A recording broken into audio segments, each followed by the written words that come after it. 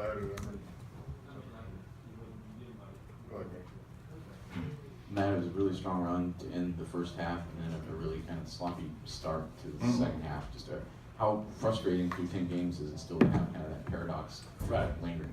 Yeah, well, it's something I think that happens with a lot of teams, especially when you're up 20, in the first half. It's very human nature to, relax a little bit as a coach. You always talk about that first 5 minutes of the second half and playing better, but it's still just a speech. Guys got to go out there and be able to be ready and play. But there is another team out there, and they didn't play well in the first half. And I thought they had a pretty nice run, so you got to give them credit for the way they played in that stretch. I think for that 4.5 minutes, I don't know if it was exactly 4.5 minutes to start or whatever, but they scored 16 points. For the way the game was kind of unfolding, that was a lot of points in a short amount of time. And I don't know if I did the best job. A couple of times I didn't sub for how we were playing. I subbed because I thought a couple people were tired.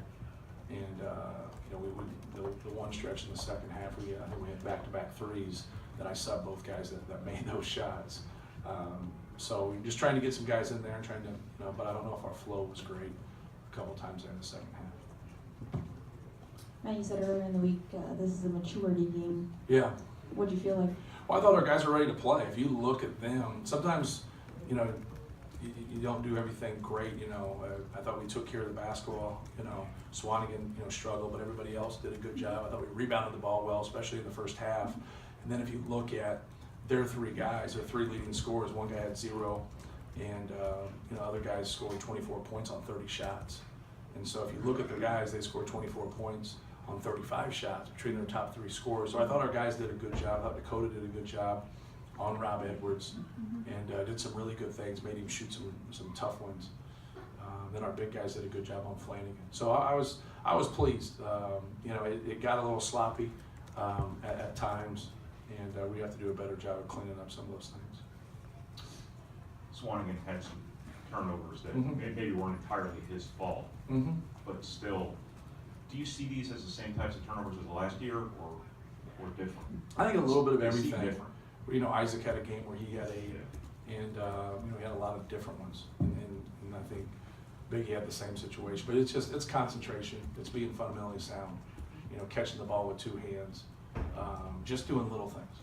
And anytime you have any struggles in any areas, it's better to keep it simple. And for him, he has really good instincts, and just letting things come to him. So that's all he has to do. If he just lets things come to him a little bit more, he'll be more efficient. I think he's proven that. Matt, you've had a barrage of 3-pointers lately, but today it seemed more balanced. I think Biggie and Haas had 27 and 17, but yet you still had your 2 hot 3-point shooters step up and shoot over 50%. Is this the kind of blend you hope to have moving forward, continue to have this? Yeah, I think having balance. I think Isaac had a little bit of a rocky start. He probably had 3 field goals in there that he should have made. But that's okay. I think it's a good sign. Those guys are getting the ball on the interior. And also, there's a handful of passes we threw in there that the fouls were called too. So those are positive plays because you're getting the other team's big guys in foul trouble. But no, the balance was great. I thought Dakota, Vince, Ryan really gave us a good balance tonight in terms of being able to make plays, make some threes, but also moving the basketball. You look, Vince has 4 assists. Dakota has 7 assists, 0 turnovers. And then, Carson and PJ, between the 2 of them, play over 50 minutes, and they only have 2 turnovers. So I think those are good signs. Matt, you talked about Dakota playing defense well today. Yeah. Like you just started to talk about a little bit there, 12 points, Right. the assists, the rebounds. Right. Did he show you something with just the variety of things he did today? Well, he's got a steady hand. He knows what's going on, and just for him, making the right play, the easy play, getting the ball inside, moving the ball on offense, and then taking the shots. Being aggressive. He's a good shooter. He's got a good pull up, and just looking for him to be aggressive. I thought we overpassed a couple times tonight. And so like we were passing up some shots that maybe we should have taken to try to get an even better one. And with that in our rotation, didn't get it. And so I think it's important to be able to take that first good one because we always got a chance to rebound. You can't rebound a turnover. And that's what we've kind of got to after a while, to where you don't want to take that tough one. But Dakota's done a good job. He's been very steady for us. And I thought he went up, he got a couple really tough rebounds too. And our guards are gonna have to keep doing that. I thought Vince looked a little bit more like the old Vince. He had, I think, 4 offensive rebounds today, Right. and did a lot of things good inside, post up. Talk a little bit about how important that is for this team. Well, I thought that run at the end of the first half, he had a lot to do with that. He made a couple big time plays, went up and got some offensive rebounds, and really, gave us some good energy with that. But I think, he played well again. His 3rd game in a row where I thought he's really played well. He's played within himself. And then, getting 11 points, 6 rebounds, 4 assists. It's when you have guys like that that are so versatile, that can pass the basketball but also stick threes and, and post and just do a little bit of everything. They're so valuable to your team. It seems like Dakota, not only does he make shots, but he makes everybody else better shooters. The way he finds people exactly where they need it to make shots. Right. Well, he moves the basketball. Anytime you can have a guy like that that's not playing the point, that actually in the half court is kind of like a point guard. In terms of his ball movement, I think that's really important. That's why with our big guys, them passing the basketball to go along with, you play a couple different points, but then if you have guys like Dakota and Ryan Klein that can shoot it and pass it, when you have a whole team that way, things get contagious. I think, Dakota's kind of the leader for us in terms of just, good ball movement, just a good blend of knocking down shots, getting the ball inside, moving the basketball, just having that healthy balance. Matt, you mentioned this earlier this week, but you guys have been at the top of the Big Ten in shot blocking for Right. this whole time AJ was here. Now you guys are the lowest in the Big Ten. Right. Through 10 games, how have you seen this team adjust to that?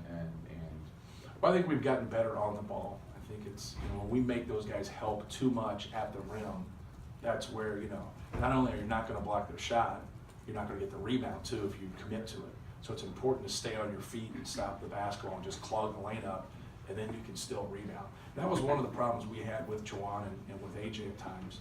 They had to learn when to block a shot and when to stay on their feet, because a lot of times when you go to block a shot, you take yourself out of the play in case the guy misses it. So we're just trying to get the ball stopped a lot sooner and not let it get deep and get to the rim. It's easier said than done when you play against people that are quick, that can break you down.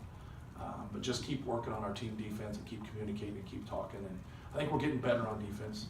I think we got a long way to go, but I think we're making strides, and it's very important as the year goes on that you continue to do that. Tim, last one.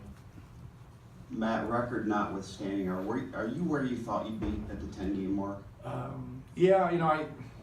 thought we'd play better at Louisville. I think we had some things in the Villanova game where we missed a couple front ends of 1-on-1.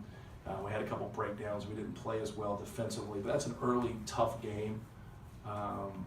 We've shot the ball well, but I felt like we had a team that could, really shoot the ball well. That's what was kind of disappointing for me, was, just our inability to be ready to play, to, take care of the basketball and do the things necessary on the road to give yourself a chance to win the game. We didn't really give ourselves a chance to win. We never got to that striking point, even though we cut it to 4 late. We never got it to 1 possession. So hopefully, in our next game, we can make strides in that area. But it's, we can't beat ourselves. I think at times in our 2 losses, Purdue's just beat Purdue. We got to take care of the basketball. We got to make free throws. We got to make that other team, pay when they break down. Thank you, guys. All right, thanks.